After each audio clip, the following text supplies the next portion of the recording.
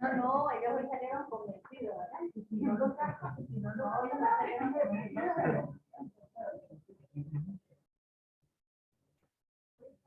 Recording in progress.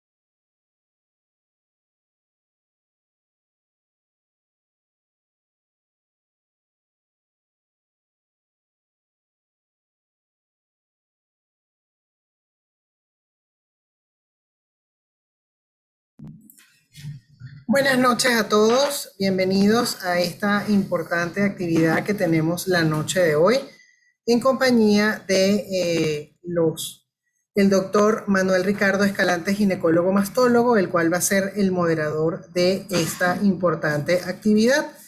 Recordarles que esta actividad será grabada y colgada en nuestro canal de YouTube para que esté disponible para todos los asistentes la noche de hoy.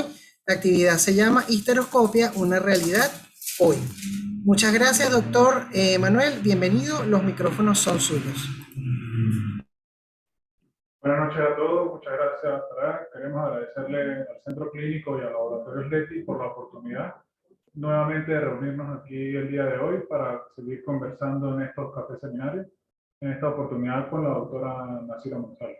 Antes quiero darle la palabra a la doctora Ixa Molina, quien es la presidenta de la seccional suroccidental de la Sociedad de Obstetricia y Ginecología de Venezuela, para que nos dé unas palabras. Buenas noches, tengan todos, pues nuevamente muy contentos con las actividades de nuestro café seminario. Reitero el agradecimiento al Laboratorio Leti por compartirnos su plataforma a nivel nacional, al Centro Clínico Marcial Ríos Morillo, de su directiva, encabezada por la doctora Carolina Ruiz. Un interesante tema en el área de histeroscopia con la doctora Nasira González, así que compartiremos un agradable momento. Bien, para comenzar con la actividad, el día de hoy tenemos a la doctora Nasira González, quien es especialista en obstetricia y ginecología de Venezuela, doctora en gerencia avanzada, bibliotecaria de la Sociedad de Obstetricia y Ginecología de Venezuela, de la Junta Directiva, y coordinadora del posgrado de obstetricia y ginecología del Instituto Autónomo Hospital Universitario de los Andes y profesora del Departamento de Obstetricia y Ginecología. Bienvenida, doctora.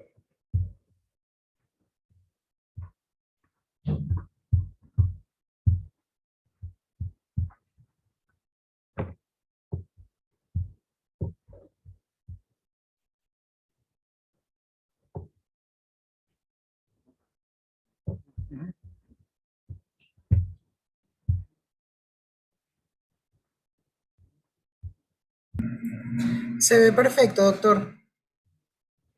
Buenas noches a todas las personas que están en modalidad online y a todas las personas que están en modalidad presencial en nuestra actividad de la seccional suroccidental denominada Café Seminario.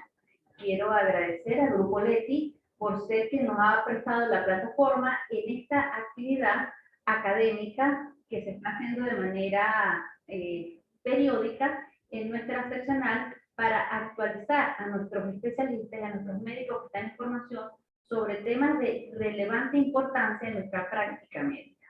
El día de hoy vamos a hablar sobre una de las cosas que me apasiona, como es la histeroscopia. La histeroscopia es una realidad hoy. Actualmente el mundo ha cambiado y en la actualidad pues ya vemos que todo ha dado un giro que nos ha ayudado a cambiar paradigmas. Cambiar paradigmas en el manejo de patologías que anteriormente estudiábamos a ciegas, como eran las biopsias a ciegas de endometrio, las biopsias a ciegas de muestras para los legrados, eran todos procedimientos a ciegas porque no había manera de acceder a la cavidad uterina.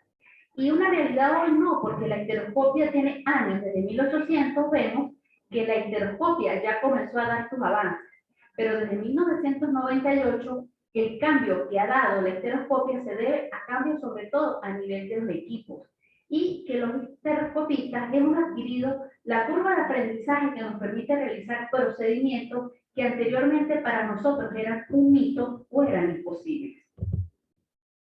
Entonces, ¿cuáles son los objetivos de esta conferencia? ¿Qué pretendo yo enseñarles o dejarles? Porque todos aprendemos. Que todos sepamos en qué consiste la histeroscopia, cuáles son las indicaciones y las contraindicaciones para realizar una histeroscopia, cuáles son los requerimientos en cuanto a equipo y lugar según el tipo de procedimiento, y cuál es el perfil del ginecólogo responsable para realizar una histeroscopia. Sabiendo que la endoscopia y la cirugía mínimamente invasiva ha tomado todos los campos de la medicina. Actualmente el manejo de la mayoría de los procedimientos quirúrgicos en las diferentes especialidades se da mediante la endoscopia, mediante la robótica, ¿verdad? Entonces, el avance que ha tenido la medicina nos lleva a que los ginecólogos debemos adoptar las técnicas y los procedimientos que nos permitan brindarle a nuestras pacientes un manejo óptimo de sus patologías. ¿Qué se considera vaginohisteroscopia? Lo primero es que debemos ver que el término no es histeroscopia, es vaginohisteroscopia, porque el procedimiento que nosotros hacemos es un procedimiento en el cual no usamos espéculo. El procedimiento comienza desde la visualización de la vagina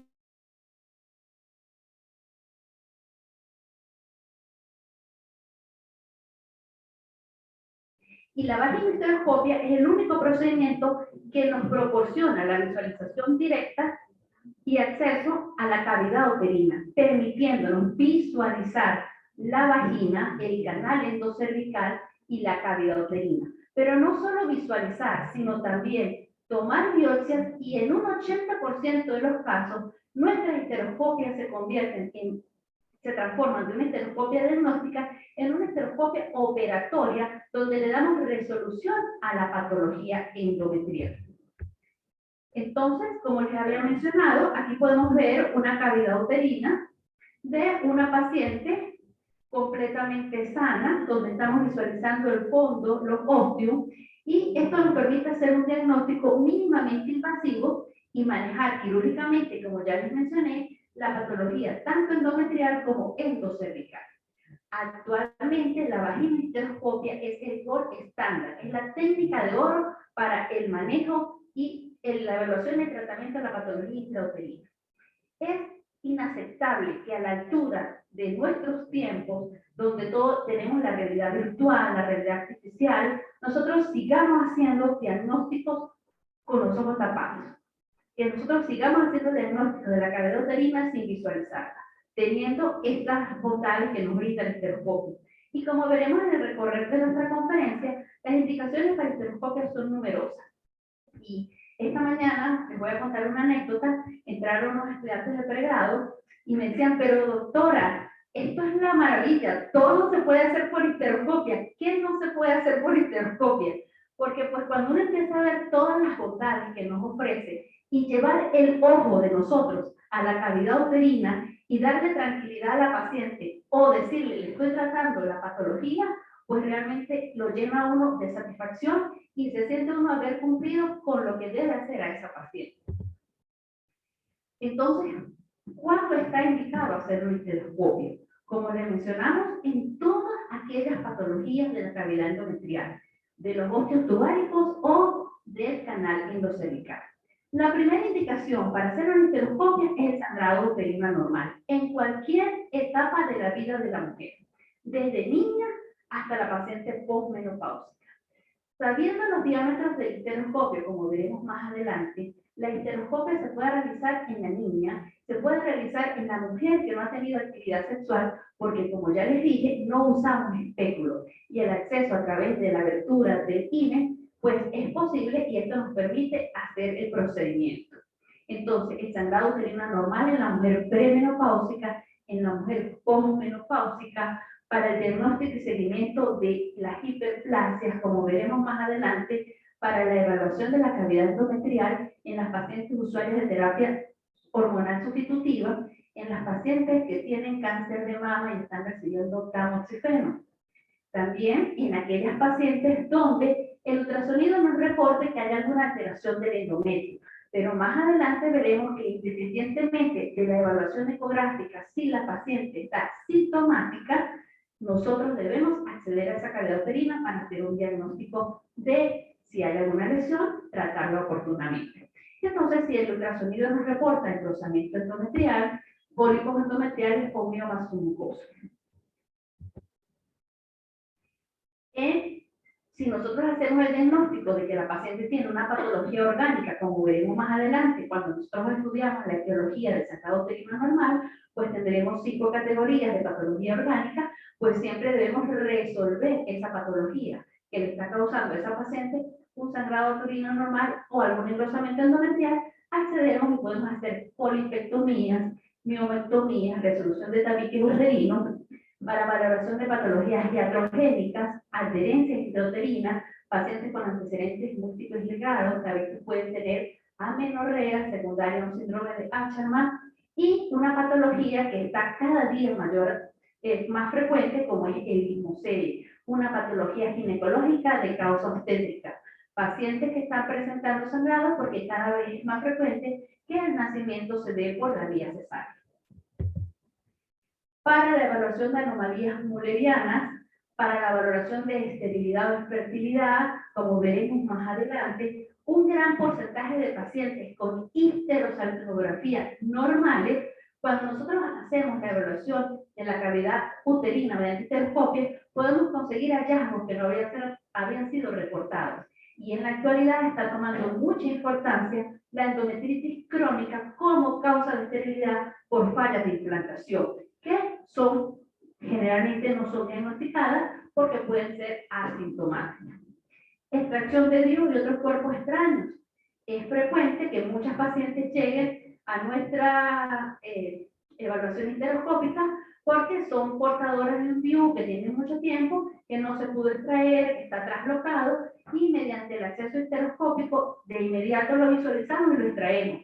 Las pacientes comparan el procedimiento, doctora, me han sometido muchas veces, es doloroso, y cuando comparan el procedimiento a ciegas, el procedimiento histeroscópico, pues realmente es muy corto el tiempo e indoloro. Diagnóstico de extracción de restos trofoblásticos y valoración de lesiones endocervicales. También para second look, para cirugías que involucran la cavidad endometrial, aquellas pacientes que tenían alguna anomalía mulleriana, en la cual se hizo una resección histeroscópica, porque probablemente esa paciente va a alguna fertilización in vitro, podemos hacer una evaluación para evaluar las condiciones que tiene la cavidad, como les mencioné, miomectomía, resección de úteros tabicados, adherencia lisis, seguimiento de molas, y también para la esterilización tubárica transcervical. Entonces, como les mencionaba, en sangrado uterino normal, toda paciente con sangrado uterino normal, independientemente que sea pre o posmenopáusica, debe ser evaluada mediante histeroscopia, porque veremos que muchas de estas pacientes pueden tener una patología que no fue reportada mediante un estudio ecográfico. Si nosotros evaluamos según la clasificación FIGO para sangrado uterino normal, debemos recordar que tenemos 9 categorías que nos pueden producir sangrado. 5 categorías estructurales, que seguimos con el acrónimo PAL: pólipos, adenomiosis, leiomiomas y hiperplasia o malignidad. Y los pólipos, los miomas pueden ser submucosos, que son los que generalmente nosotros resolvemos mediante histeroscópica. Pero también si tenemos las otras categorías que no son estructurales, también nosotros podemos conseguir algunas alteraciones endometriales, como la endometritis o alguna alteración iatrogénica, como dijimos las adherenciolitis y los síndromes de Asherman secundarios a legrados. Les traigo algunos tips de revisiones que se hicieron el año pasado, publicados por la Sociedad Española de Ginecología y Obstetricia, de recomendaciones que nos dan para hacer histeroscopia. Como más adelante les mencionaré, ahorita vamos a hablar de la histeroscopia de consultorio, porque siempre debemos hacer de entrada una histeroscopia de consultorio. Así nosotros estemos seguros que podemos ir a una histeroscopia quirúrgica. Pero en el 80% de los casos nosotros resolvemos en el consultorio las patologías por las cuales vienen. La doctora María siempre me dice, pero Nacida, dígame que tiene un pólipo y que venga luego. Es que es inevitable, después que uno está dentro de la cavidad y saber que uno en ese momento puede resolver todo, pues el 80% de esas histeroscopias diagnósticas termina uno haciendo las quirúrgicas. Entonces, la histeroscopia es la primera línea diagnóstica, por ecografía transvaginal y por histerosonografía en todas las pacientes que presenten sangrado uterino anormal en la premenopausia. Se debe siempre realizar biopsia. Así usted tenga el ojo más experto haciendo histeroscopia, usted si ve una lesión debe tomar muestra para biopsia. ¿Sí? Se debe. ¿Por qué? Porque vemos que en estas pacientes hay un incremento de riesgo de hiperplasia con un grado de recomendación A, y más aún si esta paciente tiene algún factor de riesgo para una neoplasia endometrial, ya sea obesa, diabética o antecedentes de disfunción ovulatoria o que estén resistentes al tratamiento médico con un grado de recomendación C. De igual manera, si la paciente le llega, y es muy frecuente que las pacientes no lleguen, con un sangrado uterino normal, premenopáusica, pero es que a mí ya me hicieron una biopsia y la biopsia me salió normal. ¿Para qué me va a hacer otra biopsia, doctora? En toda paciente, así tengo una biopsia negativa, pero una biopsia a ciegas, debemos hacer histeroscopia y tomar la biopsia, porque veremos cómo hay lesiones focales que a veces pueden estar presentes y en el estudio a ciegas, que eso tiene que ser pasado, porque en el presente es inaceptable que sigamos haciendo biopsias a ciegas, pues nosotros podemos conseguir patologías que pasó solapada. Y más aún cuando tenemos patologías como son los pólipos. Yo siempre le digo a los residentes que cuando uno hace biopsias a ciegas en un pólipo, es como cuando uno tumbaba la piñata con los ojos tapados, ¿verdad? De repente le pega, pero si es pequeño se lo trae en un legrado en una biopsia ciega, pero la mayoría de las veces lo que hace es consentirlo con la legra, pero en nuestra época. Y también cuando tenemos alguna irregularidad ecográfica en el endometrio, cuando el endometrio dice que no visualiza la cavidad endometrial completa, o si se sospecha de causas estructurales. En estos días me dan servicio porque estábamos haciendo histeroscopias en el hospital y todas las pacientes tenían diagnóstico de engrosamiento endometrial. Y de 5 eran pólipos. Entonces la residente decía, ¿cuándo veré el engrosamiento endometrial, doctora, si todos han sido pólipos? Porque ahí está la baja especificidad que tiene el ultrasonido. El ultrasonido nos dice, hay un engrosamiento, pero con una muy baja especificidad, que lo supera el histeroscopio. Hay alta sensibilidad, pero baja especificidad. En la posmenopáusica, pues más aún. Si en la premenopáusica con sangrado uterino normal está sugerido desde siempre una histeroscopia, en la paciente posmenopáusica que tiene sangrado, lo primero que nosotros debemos sospechar es que esta paciente pueda tener una neoplasia maligna. Entonces, en toda paciente con sangrado uterino normal en el grupo de las posmenopáusicas, la histeroscopia es la prueba de oro para el diagnóstico, independientemente del grosor endometrial. ¿Sí? Eso era muy frecuente que decíamos, pero no tiene un grosor endometrial menor de 4, ¿para qué le vamos a hacer? Porque ella no está tomando hormonas. No, independientemente del grosor endometrial, en la paciente posmenopáusica que presente sangrado se debe hacer evaluación de la cavidad uterina. Y si presenta fluido sonolucente intrauterino, también debemos hacerlo. Y siempre hay un mito que se decía que la histeroscopia puede ser un factor de riesgo para diseminación de las células malignas si la paciente tiene un cáncer de endometrio. Hay diferentes estudios donde dicen que realmente el nivel de evidencia no es fuerte para contraindicarlo.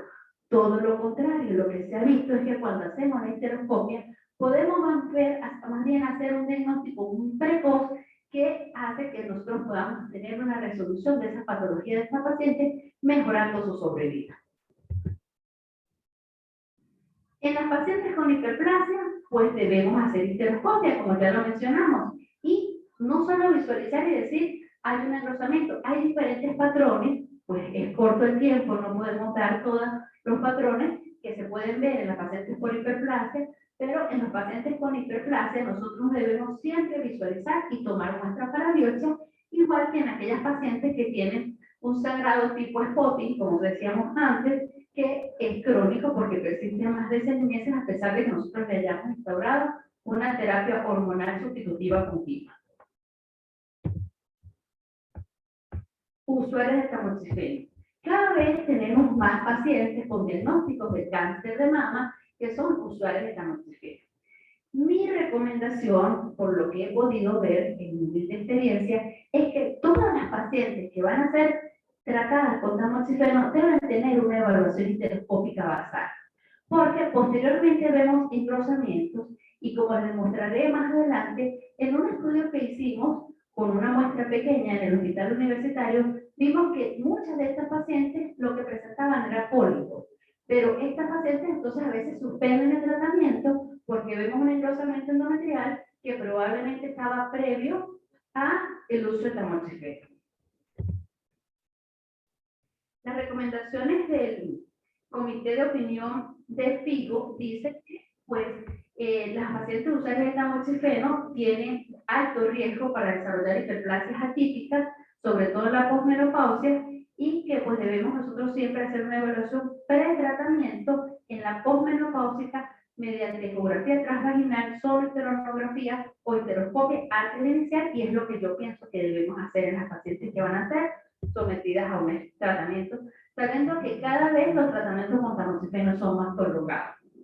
En este estudio publicado en el 2020 en la revista de Obstetricia y Ginecología de evaluación endometrial histeroscópica en pacientes con cáncer de mama, vimos que los hallazgos más encontrados fueron los pólipos endometriales, la hiperplasia simple sin atipia y los miomas mucosos.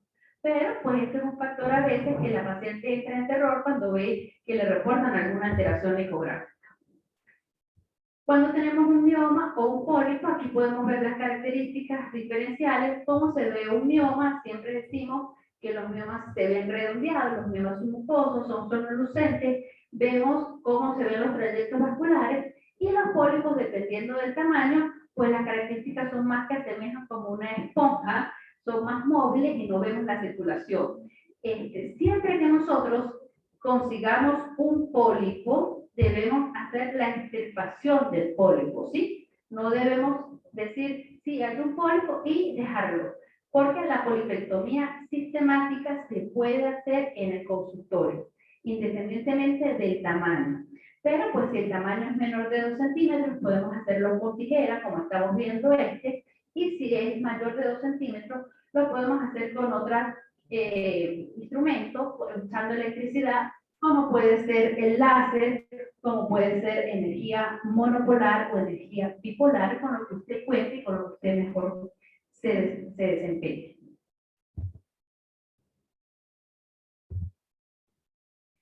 En 2017 hicimos una evaluación de la malignidad en los pólipos. Evaluamos 500 histeroscopias que hicimos en el hospital y hicimos un análisis a ver cuál era el potencial de malignizarse estos pólipos. Y vimos que el 4.6% de los pólipos que nosotros extirpamos tenían una transformación maligna o tenían cambios premalignos.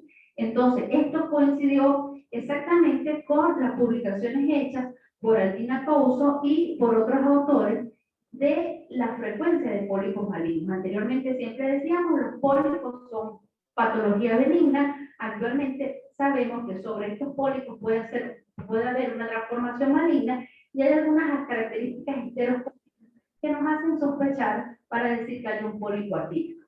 Pero la recomendación es que siempre se debe hacer una polipectomía, como lo da la Sociedad Americana de Ginecólogos Laparoscopistas, donde dice que sí, que veamos un pólipo, debemos hacer la polipectomía vía histeroscópica. Ajá, a veces llegamos y tenemos pacientes posmenopáusicas asintomáticas y tenemos alguna alteración ecográfica. Pues igual, en toda paciente, independientemente si tiene o no factores de riesgo, si tenemos un engrosamiento endometrial por ecografía transvaginal mayor de 11 o una paciente que tenga un engrosamiento mayor de 5, pero el ultrasonido me reporta al Doppler un aumento de la vascularización o que hay líquido intracavitario, debemos abordar esa cavidad mediante histeroscopia. Muchas de las pacientes dirán, ajá, pero yo no he tenido sangrado, ¿para qué me va a hacer mi histeroscopia? La recomendación es que nosotros individualicemos la necesidad en la paciente, así esté asintomática, pero si tiene un factor de riesgo, pues evaluar esa cavidad uterina. Como les mencionaba, ismocel. Hoy en la mañana vi, creo que uno de los ismoceles más grandes que he visto. Es más, en un momento creí que estaba en la cavidad, porque había una simetría que simulaba como que se diera un ostium, y después que hicimos la lisis de la simetría, fue que abordamos la cavidad.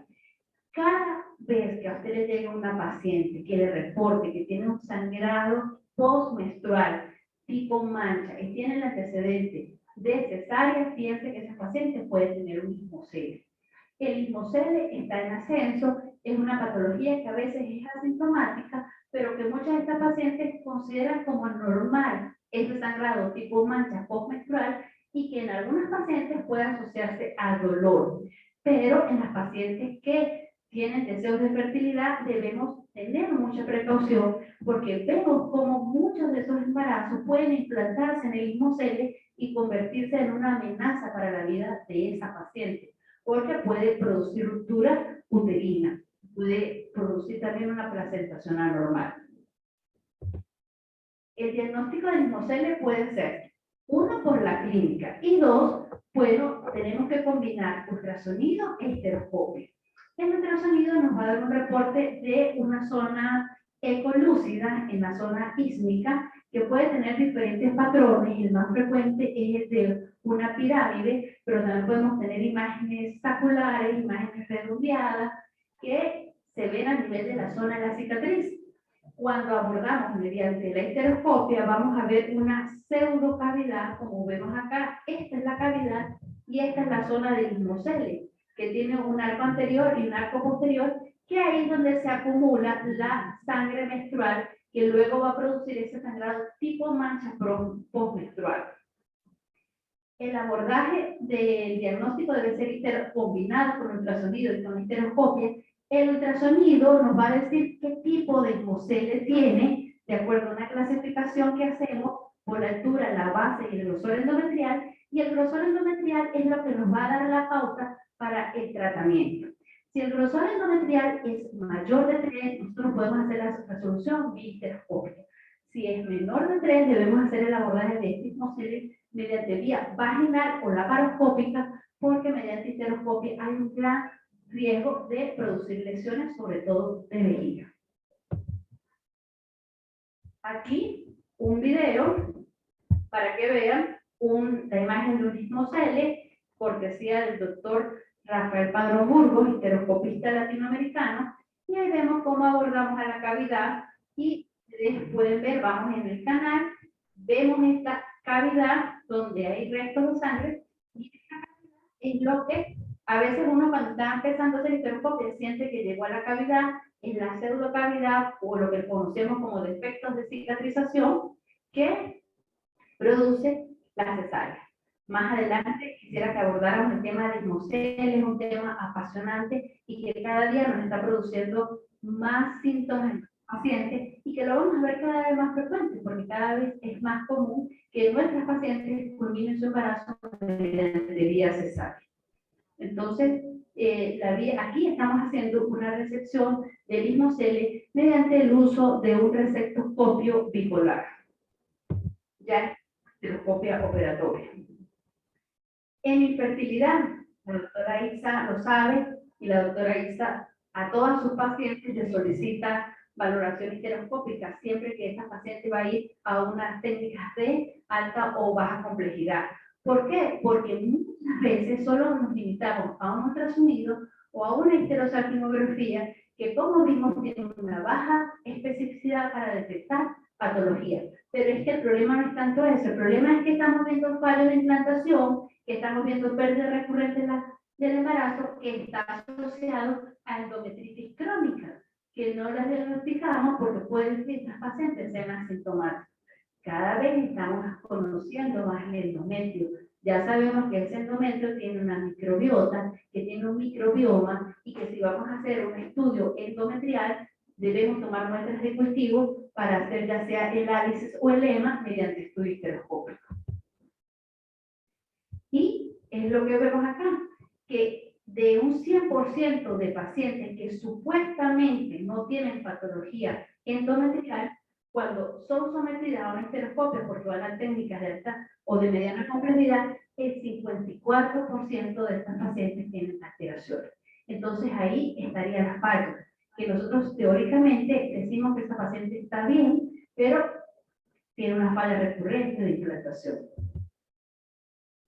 Aquí está la endometritis crónica con una alta incidencia en pacientes con aborto recurrente, por eso debe formar parte de la batería de exámenes en las pacientes que tienen pérdida recurrente de la gestación o que tienen fallas de implantación. En adherencias intrauterinas, pacientes con antecedentes de legrados, de biopsias, de procedimientos histeroscópicos, que a veces se ven como engrosamientos endometriales, pero también que pueden tener sangrados uterinos normales, amenorrea. Entonces, pues la histeroscopia también es el gol estándar para el diagnóstico y el tratamiento, viendo cómo posterior a esto, estas pacientes recuperan su ritmo menstrual y aumentan la probabilidad de embarazo y las tasas de fertilidad. Lo que mencionamos, cáncer de endometrio, todo paciente con factores de riesgo, donde veamos un engrosamiento endometrial o presente un sangrado uterino normal, independientemente de la edad, debemos abordar la cavidad uterina porque podemos tener lesiones focales.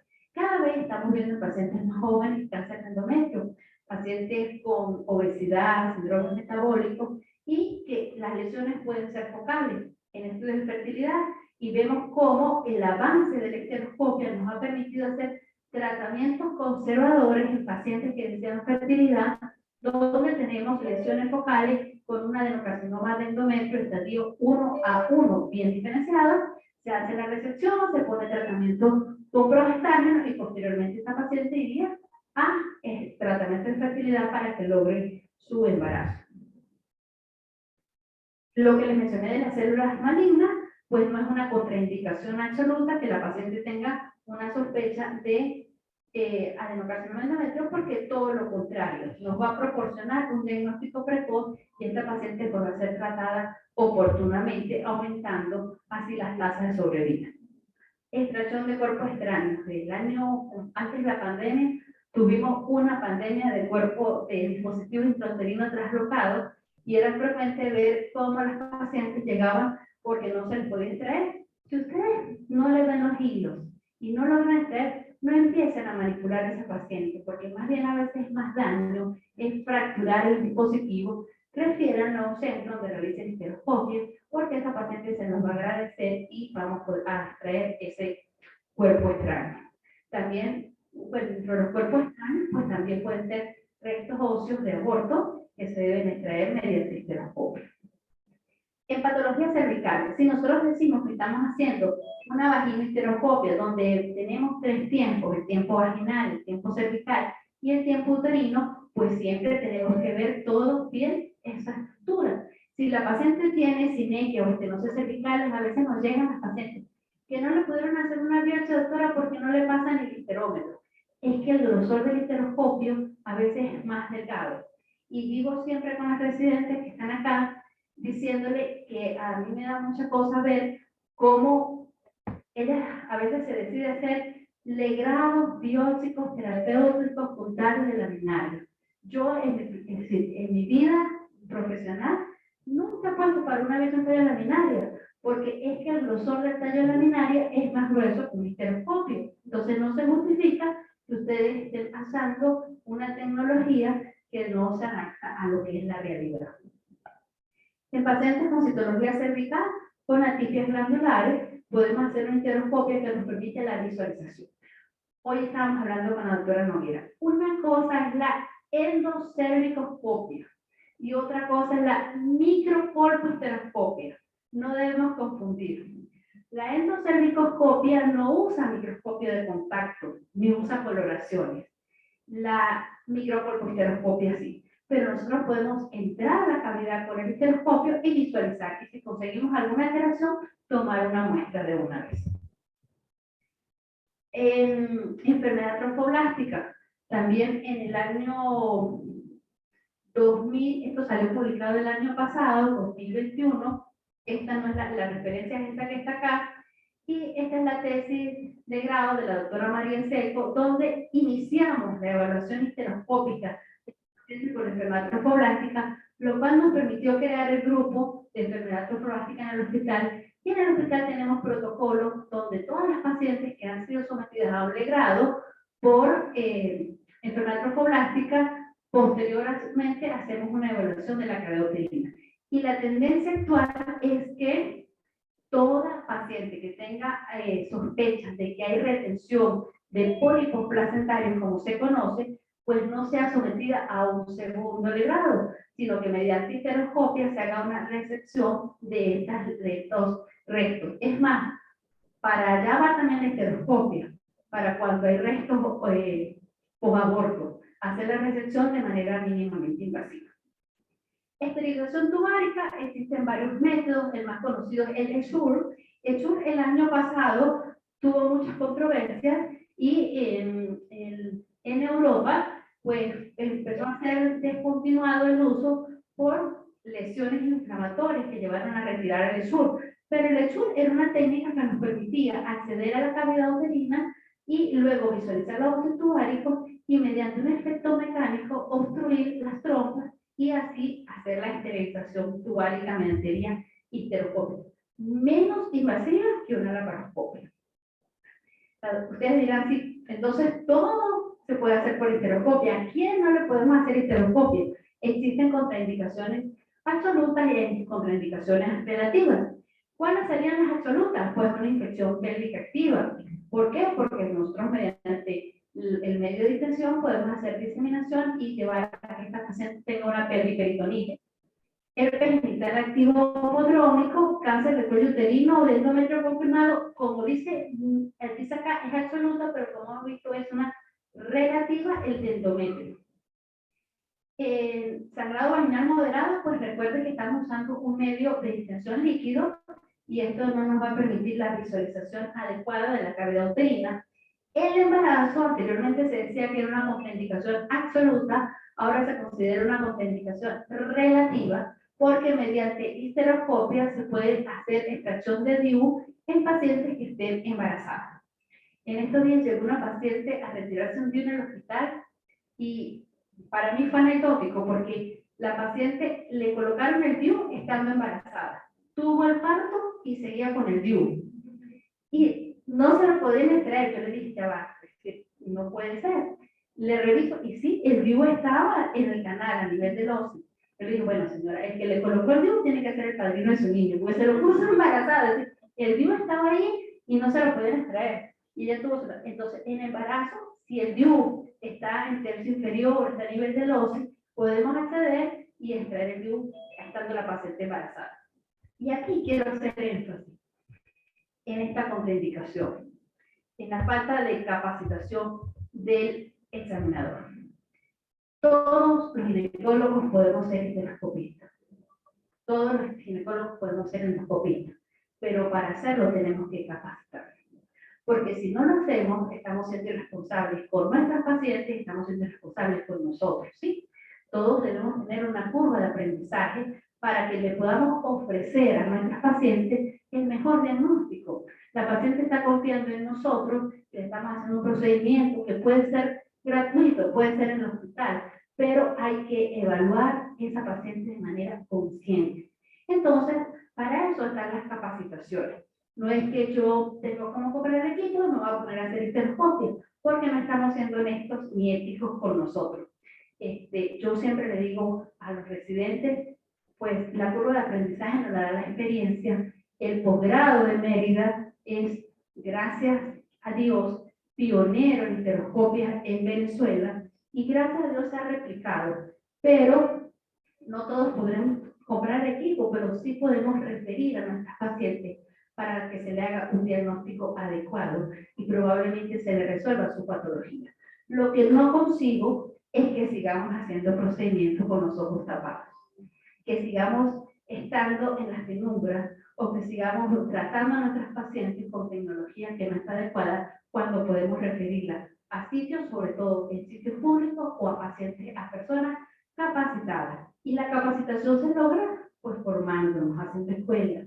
Y todos los histeroscopistas están abiertos o estamos abiertos a enseñar para que venga esa generación de relevo que le brinde a las pacientes la mejor atención. Como les dije, actualmente la realidad es que todos los servicios de ginecología deben tener una unidad de histeroscopia. Y así como todos los servicios deben tener una unidad de histeroscopia, también todos los hospitales deben dejar de hacerle grados biópsicos, terapéuticos, biópsicos así. Y se los repito mucho a mis residentes. Yo les digo, es como que ustedes tengan un avión y un burro y van a salir para Caracas. ¿Ustedes qué prefieren? ¿Irse en el avión o irse en el burro? Ustedes deciden. Si ustedes tienen la tecnología y se lo pueden dar a los pacientes, no sigamos haciendo las cosas. Por ahí hay una publicidad donde dice el legrado tiene que estar enterrado. Y eso lo dice el doctor Alfonso Arias, que es mi maestro. El legrado biopsicoterapéutico, el que siga haciendo legrado biopsico y siga poniendo tallas laminarias, pues demuestra de que realmente no le está brindando la mejor tecnología y el mejor estudio a sus pacientes. Después de saber a quién le debemos hacer histeroscopia, ¿qué necesitamos nosotros para hacer una histeroscopia? Bueno, el ambiente físico, una sala donde estamos hablando de histeroscopia de oficina, no estamos hablando de histeroscopia quirúrgica, pero como les dije, el 80% de nuestras histeroscopias resuelve la patología cuando hacemos la diagnóstica. Solo queda un 20% que derivamos. Una camilla, que lo ideal es que tenga pierneras para que brinde mayor comodidad a la paciente. Una torre de endoscopia que tenga un monitor, una fuente de luz, una cámara. Y como vemos, es en un espacio de consultorio donde hacemos la histeroscopia. La paciente en posición ginecológica con un monitor, no está en quirófano. Y aquí podemos ver cómo está la paciente en un curso de demostración y vemos este histeroscopio que ahorita lo vimos en Caracas, que nos fueron a Caracas, un monitor que trae todo integrado. Es decir, aquí tenemos, en este equipo tenemos todo. Tenemos la cámara, tenemos la fuente de luz y tenemos el monitor. Haciendo mismo nos permite hacer más práctico las evaluaciones en ambientes más pequeños. Cada vez la ciencia ha avanzado, vemos cómo los monitores son de tecnología avanzada, son monitores touch, son cámaras high definition que nos permiten visualizar con mayor nitidez. Y aquí tenemos el Endomap, que es lo que nosotros llamamos como la bomba de infusión que nos permite mantener una presión y un volumen continuo, pero si no la tienen, lo podemos hacer de manera artesanal, como lo hacemos en nuestro hospital, con la gravedad. Y de verdad que a veces con una sola solución hacemos hasta 3 histeroscopias, porque pues dependiendo del tiempo que duremos y de la experiencia que tenga el residente, pues gasta menos solución.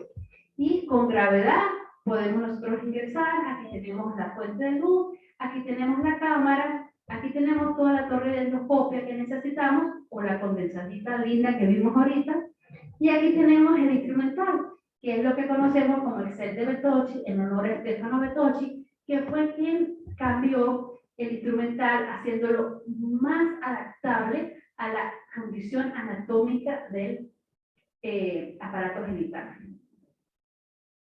Preparación de la paciente. Cada vez lo vemos, no necesita una preparación especial, lo que no necesita medicación analgésica. Yo siempre vivía con las enfermeras, porque las enfermeras me jugaban trampa y le decían, tómese un analgésico antes de entrar. Y yo decía, no, porque la paciente, si usted le dice que tome un analgésico, va a decir que le duele. Entonces, lo que tenemos es que decirle a la paciente qué le vamos a hacer, explicarle cómo es el procedimiento y bueno, dependiendo del umbral del dolor, hay pacientes, pero en la mayoría de los casos, las pacientes toleran, a veces provoca que sacarle una foto. Hace 15 días, hoy estaba comentándolo, a mí se me olvidó que era un anestesiólogo. Y le hice la esteroscopia y después fue que me acordé que era yo, Dios mío, haciendo la esteroscopia en consultorio y después se lo dije y le dije que le iba a grabar. Porque me dice, no, es que no duele, no hace falta anestesia, de verdad. Y toleró el dolor perfectamente. Aquí tenemos personas a las cuales les hemos hecho esteroscopia que pueden ser testimoniales de que realmente es un procedimiento tolerable. Profilaxia antibiótica.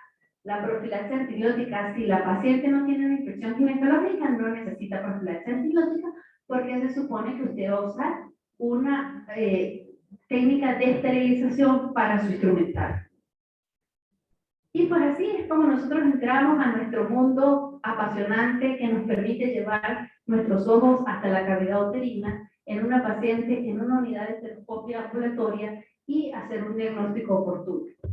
Y honor a mi maestro, el doctor Alfonso Arias, que ha sido uno de los pioneros en Latinoamérica y ha ido sembrando esta técnica por toda Latinoamérica de la vaginisterioscopia, haciéndola práctica, accesible y brindándole la oportunidad a que todos los ginecólogos se formen para darle a los pacientes la mejor oportunidad.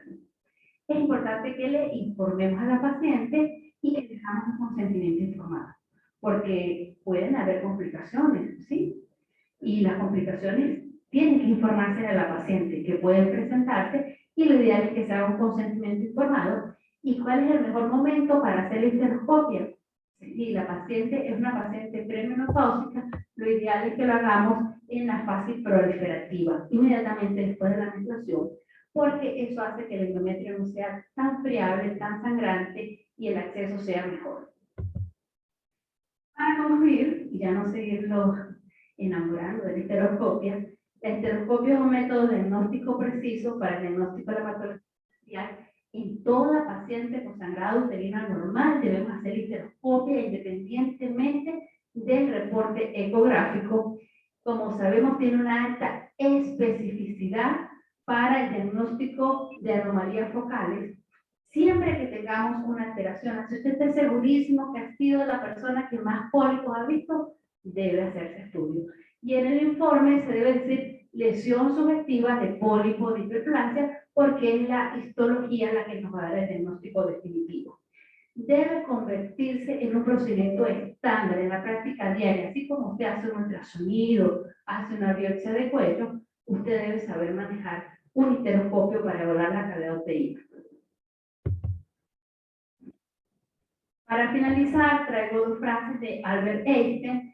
La alegría de ver y entender es el más perfecto don que nos ha dado la naturaleza. Si nosotros logramos ver y entender lo que le está produciendo patología a esa paciente, pues nosotros realmente estamos haciendo bien las cosas. Y probablemente lo que nosotros hemos aprendido durante años, pues nos estimula a seguir progresando y a seguir avanzando. Lo que hoy es verdad, probablemente en unos 5 años dirá, doctora, usted me está diciendo algo que ya es obsoleto. Pero esta es la ciencia y esta es la medicina.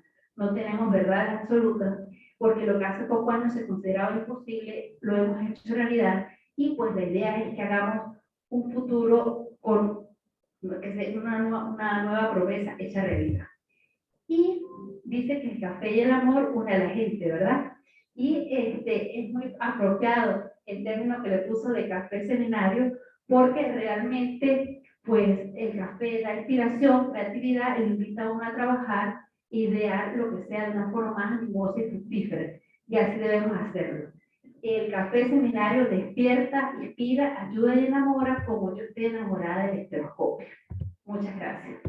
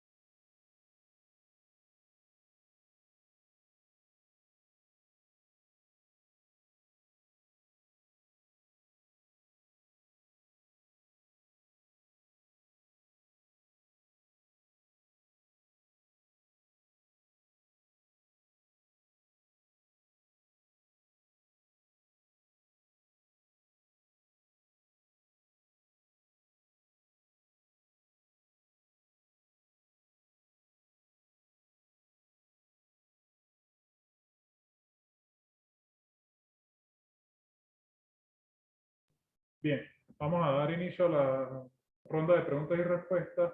En la plataforma hay una pregunta de que si la polipectomía en consultorio sin anestesia, que si no es necesaria la parte de anestesia para la polipectomía. Las polipectomías en consultorio no necesitan anestesia. Es decir, para hacer las estereoscopias de consultorio de entrada nosotros no usamos anestesia. Y si nosotros conocemos bien la anatomía, el endometrio no duele. Duele cuando tocamos la fibra miometrial. Pero todas las polipectomías se pueden hacer con tijeras sin anestesia en consultorio. O sea, no es necesario que usted coloque anestesia. Hay muchas publicaciones donde dicen que es colocar en el medio de distensión anestésico, que si colocar anestesia paracervical, que si colocar en el medio de distensión, colocarle, aumentar la temperatura, a temperatura corporal, pero realmente la evidencia demuestra que esto no mejora. De igual manera, también hay estudios donde dice que se haga preparación cervical con misoprostol, con estrógenos previos. Si nosotros dilatamos nuestro cuello, más bien vamos a tener fuga del medio de distensión. Entonces, hay tips para uno poder acceder al cuello cuando hay orificios cervicales muy cerrados o estenóticos que nos permiten, mediante maniobras que son muy sutiles, ingresar. Lo primero, cuando uno está iniciando en histeroscopia, siempre les digo, es quitarse la mentalidad del grado. ¿Por qué? Porque generalmente el ginecólogo ingresa en 0 grados de manera rápida al cuello y sabemos que la óptica del histeroscopio es de 30 grados. Entonces, con el tiempo, uno empieza a aprender algunas maniobras o tips que nos permiten acceder, pero de manera rotunda para las polipectomías no se necesita anestesia. Sí. Hay otra pregunta que es ¿dónde se puede hacer la capacitación para histeroscopio? Bueno, eso debe ser un compromiso de los posgrados, ¿verdad? Los posgrados deben dar las primeras pautas para que nuestros ginecólogos empiecen a iniciarse en el mundo del histeroscopio. El Instituto Europeo de Ciencias Endoscópicas, que fue donde yo me formé, actualmente no tiene sede en Venezuela, por razones ya conocidas por todos, pero pronto, muy pronto, va a haber un grupo de capacitación para histeroscopistas que vamos a plantear algunos talleres que van a dar el inicio para que los ginecólogos interesados empiecen a dar los primeros pasos y de la mano de nosotros, los que tenemos un poquito más de experiencia, entren en este mundo. Bien. Otra pregunta en la plataforma es que tengo una paciente que no soporta que le toquen el cuello. ¿Por qué los anestesiólogos se niegan a esteroscopia con sedación en consultorio? Cuando la piden, los costos se quintuplican. Si es un método de rutina y vemos día a día endoscopias en otras especialidades, solo con Doricum en unidades ambulatorias, no todo el mundo siente que no le molesta nada. Tengo pacientes que no quieren hacerse una segunda evaluación. Bueno, doctora, si esa paciente tiene tanto dolor, bueno, doctora o doctora, probablemente esa paciente debe tener alguna patología que le está ocasionando dolor pélvico, probable que tenga una endometriosis. Mira, tanto dolor, debemos individualizar. Es obvio, todas las pacientes tienen un umbral de dolor diferente y debemos evaluar. Si la paciente dice que todo le duele, pues lo ideal sería que hiciera una sedación. Es cuestión de que usted con su anestesiólogo de confianza pues planifique una sedación donde él lo considere prudente. Pero en líneas generales no necesitan las pacientes sedación para llevarte. Es más, se dice que cuando uno está empezando, si hace sedaciones, más bien a veces puede usted crear una falsa vía o una perforación y no saberlo porque la paciente no diferencia si hay dolor. En la plataforma hasta ahora no hay más preguntas. No sé si alguien de aquí de la sala tiene alguna pregunta o algún comentario.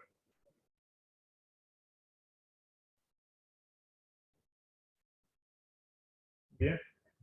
Finalizada la ronda de preguntas y respuestas, queremos agradecer una vez más a la doctora Nasira por su excelente presentación, al Centro Clínico por sus espacios y por prestarnos estos ambientes, y al Grupo Leti por su plataforma y su disponibilidad siempre en apoyo a este evento. Muchísimas gracias a todos y esperemos que nos podamos encontrar en una próxima oportunidad. Gracias, doctor. Gracias a todos. celebraciones y un agradecimiento a los pioneros de esta actividad. Felicitaciones a todos los que están involucrados en esta actividad, porque definitivamente la educación es la que va a lograr que nosotros podamos avanzar en el país que nosotros queremos. Hola, Pastor, ¿cómo estás? Muy buenas noches a todos los colegas. Bueno, agradecido a todos ustedes por la presencia en el centro clínico, pues para disfrutar de la actividad de la noche de hoy, de la mano pues de los colegas tan especiales como pues, la doctora Nasira Monsalve. Excelente tu ponencia, te felicito y bueno, no me queda sino pues agradecerles también a todos por su constancia y invitarlos pues para la próxima de las actividades que será dentro de apenas unas pocas semanas. Estén pendientes pues de todas nuestras redes sociales para estar al tanto de y otras actividades que Grupo Leti trae para ustedes todas las semanas. Un gran abrazo para todos. Felicidades. Éxitos totales. Feliz noche. Feliz noche para todos.